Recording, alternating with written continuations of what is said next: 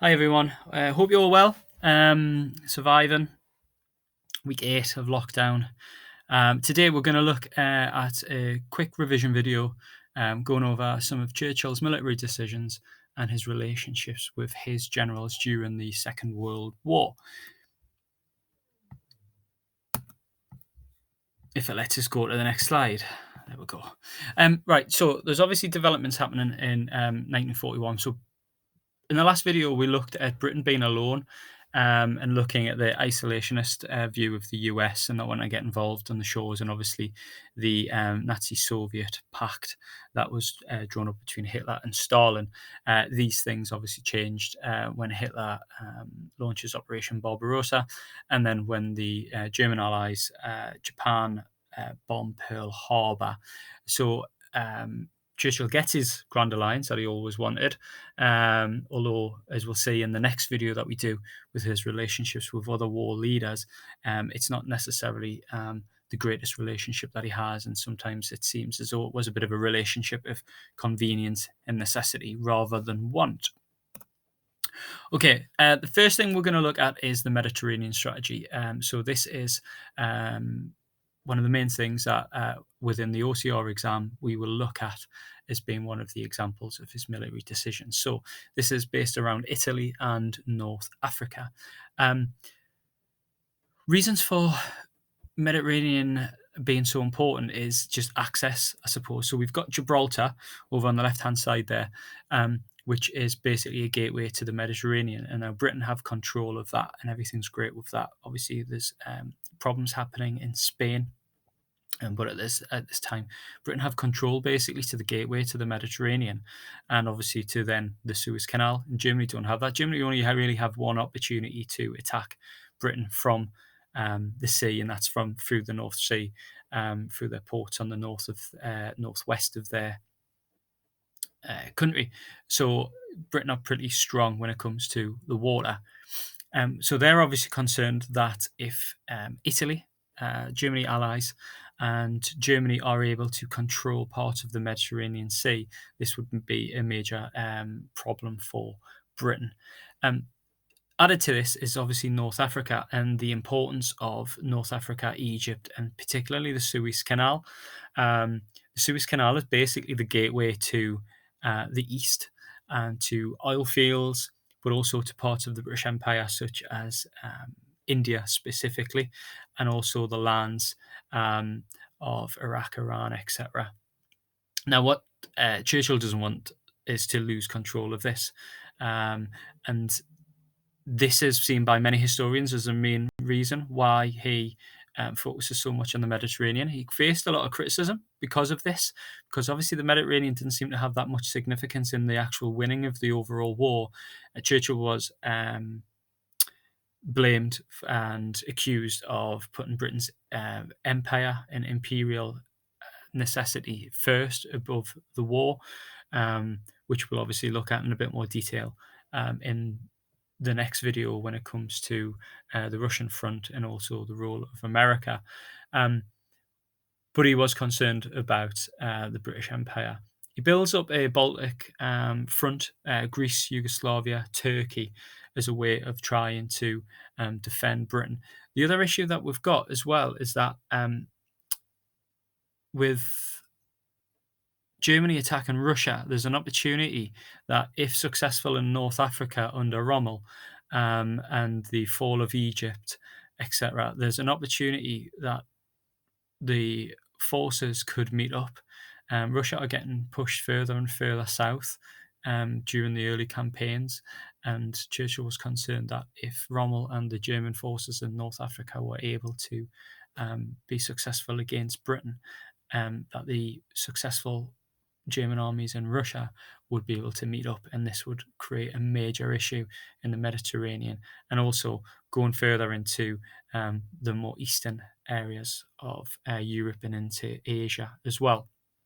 In terms of battles, Rommel was very strong in North Africa. There was some real weaknesses in the British army early on, but those successes started to come through, particularly in 1942 with the Battle of El Alamein, which Britain were extremely successful in.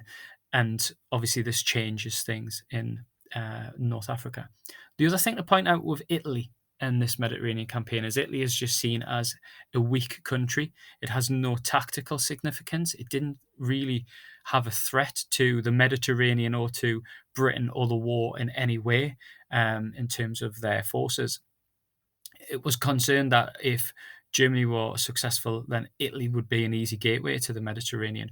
But really, a lot of the generals, America, USSR, and obviously historians since have questioned the real tactical need to be successful in Italy there.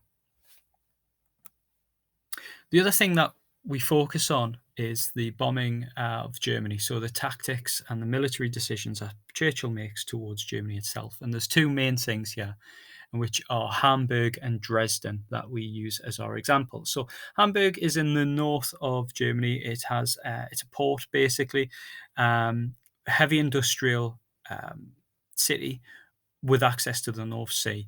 So it makes tactical sense to attack. So something in the region of 9,000 tons of bombs were dropped on Hamburg, and around about 42,000 died there. Some argue this is a reaction. This is an eye for an eye. This is what Hitler's going to do to us in Britain. This is what we're going to do to Germany as a result. If they want to drop bombs on us, we will drop bombs on them. But there is a tactical side and element to this clearly as well, with Hamburg being such a industrial, significant port, and also being a port and access to the sea.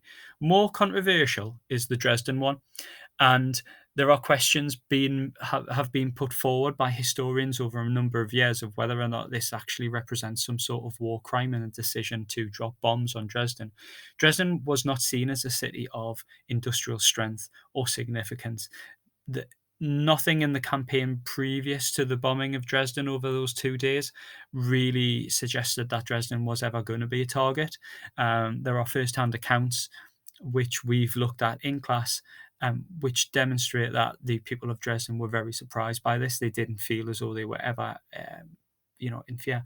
And obviously, there are also reports that Dresden was used as a refuge for a lot of people who were displaced or taken out of the main cities of Germany, which obviously acts to the idea of, does this act represent a war crime, because there were many innocent women, children, men there who wouldn't necessarily be seen as any tactical significance to the war. For the Britain's point of view, there are some arguments that Dresden was like a pass-through, so it had rail links that would allow people to get from the west of Germany and the north of Germany through to the eastern front towards Russia, etc. And that would be a reason why it was bombed. Somewhere in the region of 3,000 tons of bombs were dropped over just a 2-day period, around about 6 to 7 kilometers squared of city completely flattened, destroyed. How many died is a contentious one. Some reports as low as 35,000. I know that's still quite a lot, but some reports go further into 135,000. And historians argue over this. And obviously, it's very hard to account. Some people were absolutely decimated. It wasn't distinguishable in the rubble, and also, as grim as it is, they were basically burned so badly that it was actually hard to tell whose bones belonged to who. So it's hard to actually put a number on that. This is obviously quite a contentious thing, but it was seen as a necessity at the time. And there are arguments from generals, etc., that this was a place that was more significant than it has been made out to be. So you make your own decision on whether or not you feel it was right or wrong to do those bombings. Next thing we're going to look at is his relationship with his generals. Now, Churchill, when he became Prime Minister, he also became Minister of Defence, and he wanted to get more involved in the actual day-to-day running of the war, unlike previous wartime PMs during the First World War and early on in the Second World War. And he wanted to get involved in military decision-making. He wanted to know what was happening and when it was happening. And basically sign off on them. Now, the problem with this is his military experience. Now, he has got military experience, and this is one of the reasons why he was chosen over, say, Lord Halifax to become the war prime minister. But his experience isn't exactly the greatest experience ever. So obviously we've got Gallipoli in the First World War and his involvement in decision making in Gallipoli, which was a disaster, and it resulted in major losses of life from the British and Commonwealth forces. And as a result of this, he was forced to resign. The other thing where he's got direct involvement is obviously the Norway campaign early in Second World War, which was unsuccessful when he was Lord Admiralty. And again, this is a sign as is he the right person to be making these decisions and to get involved? We're not necessarily questioning his ability to lead a country during the Second World War. War PM, fine, but actually be Minister of Defence and be so involved on a day-to-day basis with decision making, is he the right person to be there? He's seen as a bit unpredictable, seen as lacking realism. However, in his defence, he was right about appeasement. He was right about rearmament. He was right about Hitler and the inability to negotiate with him. So that could be seen as a positive, which proves that maybe he could be a good leader and Minister of Defence. In terms of relationships with his generals, he also had major concerns. One of the reasons why he wanted to get involved in making decisions were based on things such as this. So the World War One performance wasn't exactly great. The likes of Haig decision making, he seen firsthand some of the decision making made by generals, etc., and he wasn't happy with it, and he didn't think it was very good, and he believed that actually they needed to be overseen. He had a personal dislike and frosty relationship with most of them. I think the only one who he really particularly got on was Montgomery. But that was mainly because Montgomery was full of himself and he had a load of self-confidence, and Churchill saw a little bit of himself in that. The first person who he had was Archibald Waverley, so Sir Archibald Waverley, who was successful in North Africa, initially, at the end, but initially had a few losses and a few defeats to Rommel and the German army, and these were the ones that were really recognised. Success in North Africa wasn't really recognised, and he was soon basically blamed for a lot of the failures and demoted. This brings in Auchinleck and then Montgomery. Now, Auchinleck he didn't really like too much. He thought that he was a little bit slow. He wanted to plan things out too much, and as a result of this, it meant he was unprepared for attacks, etc., and he was unprepared to launch attacks. And he was replaced with Montgomery, who, like I said before, he had a lot of self-confidence. Now, most of Montgomery's victories were paved by Auchinleck, but this wasn't recognised, and he wasn't seen as being a successful general under Churchill. The last person, really, and the one that you probably heard most of, who's most famous, I suppose, is Sir Alan Brooke. And they worked well together, but there was a dislike between the two of them. I think there was a bit of a power struggle between the two of them. So Alan Brooke is very famously as being quoted as saying that Churchill thought out loud too much instead of thinking things through and really thinking about how it would work. He would say the first thing or anything that came in his head and go with that. And Alan Brooke was a bit dismayed with some of these decisions. And there are plenty of primary sources that we look through in our learning which show that Alan Brooke didn't think that Churchill was a very good leader and certainly shouldn't be getting involved in decisions to do with campaigns and wars, etc. So overall, his relationship with his generals, I would say, were pretty negative. He overruled them a lot of the time. He would place blame, which is a good thing for him, I suppose, because that means that he's not getting blamed for these decisions. But ultimately, he was making a lot of the final decisions.